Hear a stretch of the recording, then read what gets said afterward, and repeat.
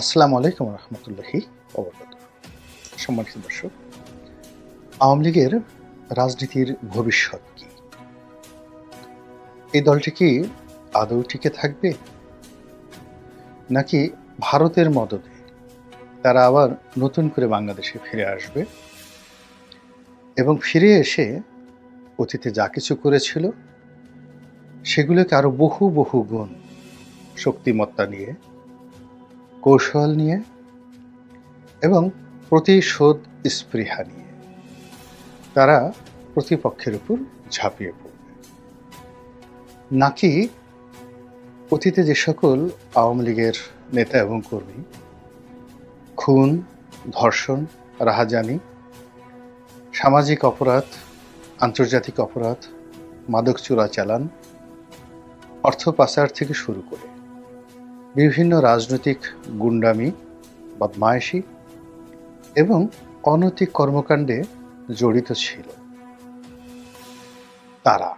তাদের যে অংশটি পালিয়ে গিয়েছেন, যে অংশটি দেশের মধ্যে পালিয়ে রয়েছেন অথবা দেশের বাইরে রয়েছেন, আর যারা ইতিমধ্যেই ধরা পড়েছেন, তাদেরকে কি খুব দ্রুত বিচারের আওতায় এনে সবাইকে সাজা দেওয়া হবে এবং সেটা 6 মাস থেকে 1 বছরের মধ্যে যে দ্রুত বিচার ট্রাইব্যুনাল রয়েছে সেটি, অথবা আইসিটি যেটা ইন্টারন্যাশনাল ক্রাইম ট্রাইব্যুনাল রয়েছে সেটি, অথবা একেবারে আলাদা একটা অর্ডিন্যান্স করে খুব তড়িঘড়ি করে সামরিক আদালতের মতো করে জাস্ট 90 ডেজ বা 45 ডেজ এর মধ্যে বিচার কার্য তড়িঘড়ি করে সমাধান করে আওয়ামী লীগের একেবারে প্রথম সারির এরকম কয়েক হাজার নেতাকর্মীকে ফাঁসিতে ঝুলানোর ব্যবস্থা করা হবে কিনা, এগুলো নিয়ে কিন্তু আলোচনা হচ্ছে।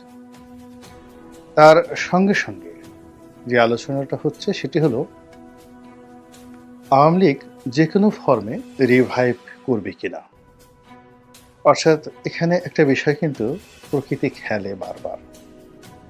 অর্থাৎ আপনি আপনার প্রতিপক্ষের সঙ্গে যে আচরণ করেন এবং আপনার সর্বোত্তম সময় যেটি যায়, অর্থাৎ আপনি ক্ষমতা, অর্থ, বিত্ত, প্রভাব, প্রতিপত্তি, রূপ, যৌবন, অর্থাৎ জীবনের সব ক্ষেত্রে যখন সফলতার স্বর্ণ শিখর আপনার করায়ত্তে থাকে, তখন আপনার ব্যবহারগুলো প্রকৃতি লিখে রাখে।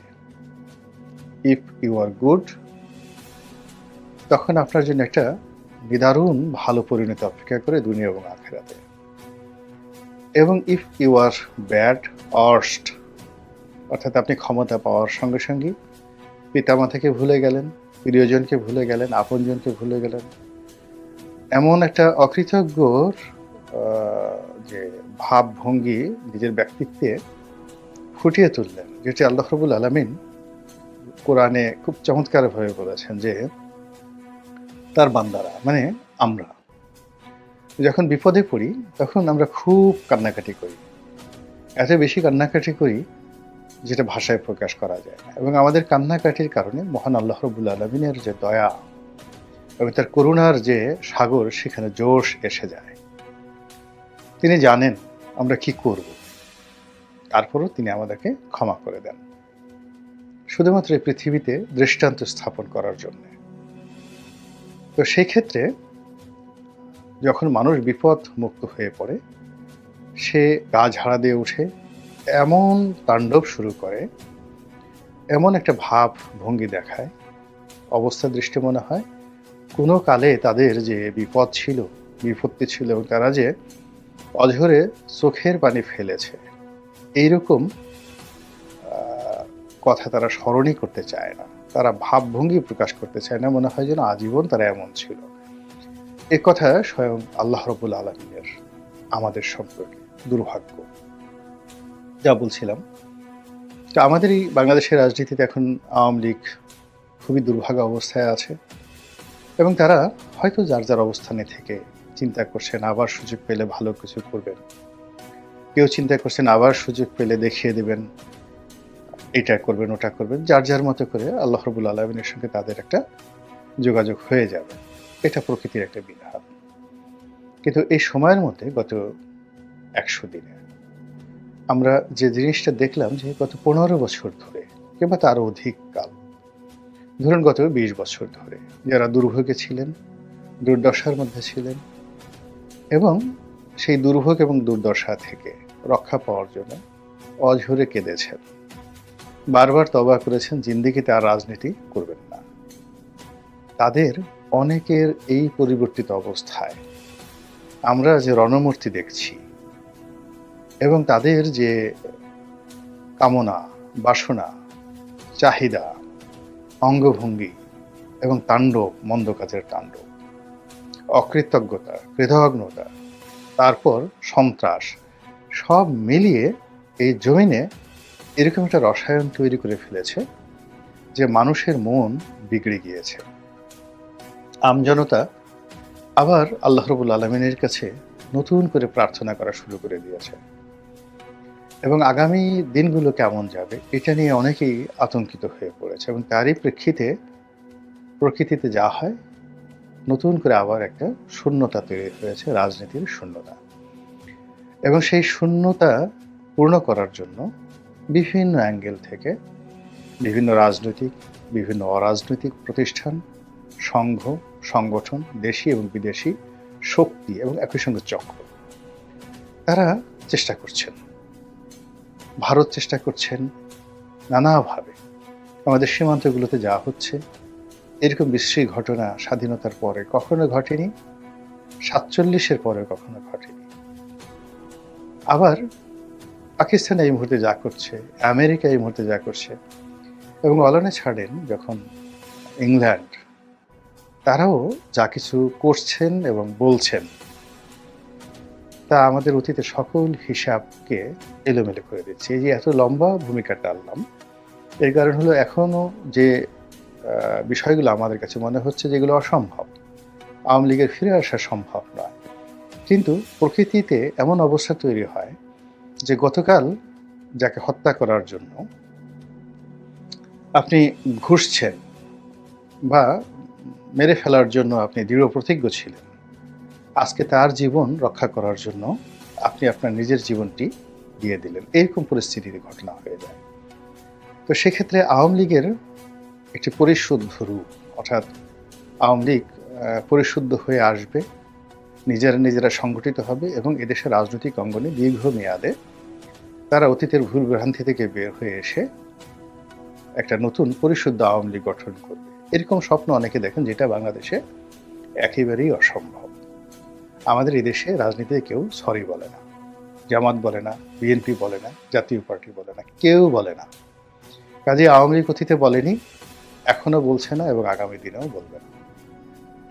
ফলে কি হবে, আওয়ামী লীগ যদি ফিরে আসে তাহলে আওয়ামী লীগের শ্রেণী চরিত্র নিয়েই ফিরে আসবে এবং এটাই আমাদের দেশের ইতিহাস, এটাই আমাদের দেশের সংস্কৃতি। তো সেই ক্ষেত্রে আওয়ামী লীগের প্রস্তুতি চলছে। কি প্রস্তুতি চলছে? আপনি আওয়ামী লীগের যে নেতা, তাদের অনেকের দেশে এবং দেশের বাইরের মুভমেন্ট দেখলে কিন্তু আপনি বুঝতে পারবেন। তারা এই মুহূর্তে ভারতকে দিয়ে এমন কিছু ঘটাচ্ছে, এই মুহূর্তে বাংলাদেশের মধ্যে এমন কিছু ঘটছে এবং এর সঙ্গে যে আওয়ামী লীগের যোগ সাজস নেই তা কিন্তু বলা যাচ্ছে না।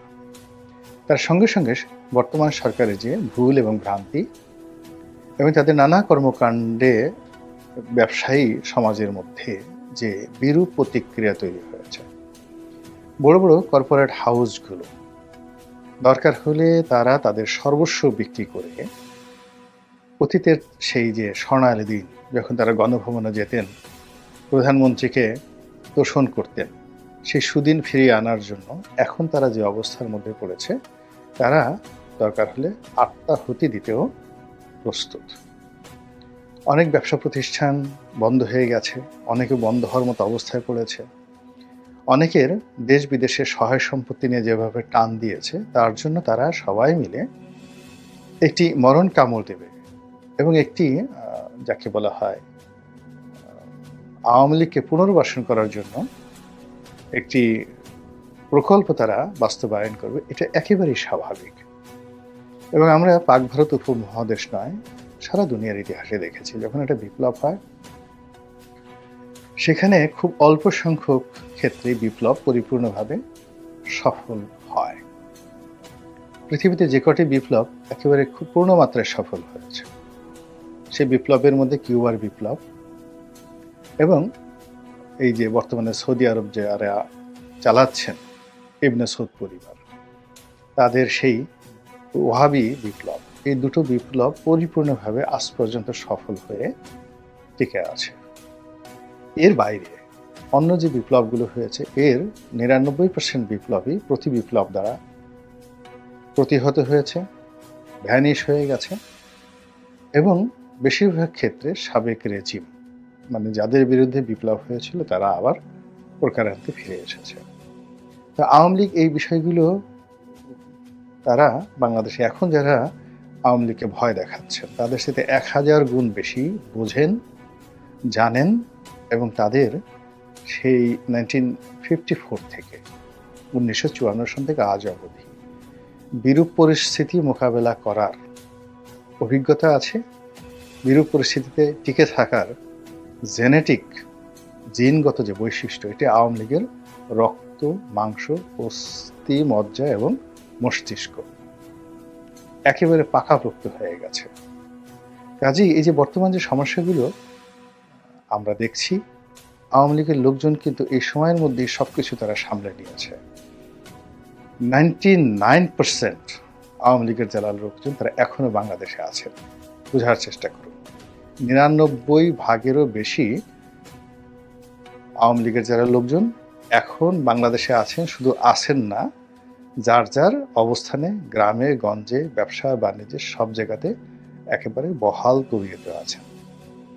তাহলে যদি ৩৫% লোক আওয়ামী লীগ করে, তার 1% আওয়ামী লীগকে আমরা যদি ধরি, ৯৯% আওয়ামী লীগ যার যার অবস্থানে আছে, আর 1% আওয়ামী লীগ বাস্তুচ্যুত হয়েছে। এক গ্রাম থেকে অন্য গ্রামে, এক শহর থেকে অন্য শহরে, এক জেলা থেকে অন্য জেলায়, অথবা বাংলাদেশ থেকে অনেকে পালিয়ে গেছেন।